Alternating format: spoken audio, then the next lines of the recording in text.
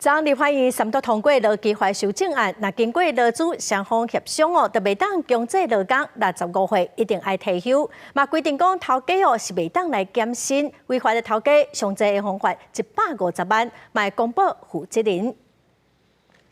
19立法院三读通过劳基法，并文化规定，若劳资双方达成协商，劳工免强制65岁退休。有民众认为，这会当互有意愿的劳工继续贡献社会，也有民众规划65岁就要准时退休放轻松。你65岁会想继续工作？不会啊。为什么这么说？就是会想要休息。前面一个走啊。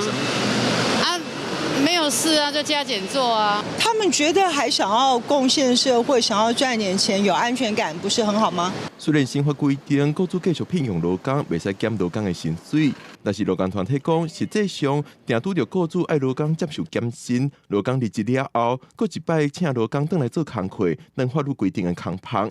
劳工团体认为，爱互劳工更加侪决定的权利。继续食头路的这个劳工吼，伊的状况基本上一种是讲伊的技术真特别，另外一个状况就是讲，这个劳工伊伫经济上可能加弱势，伊一定需要这个头路。的头家遐伊就会讲，你若想要继续做头路，你就要接受我开的条件。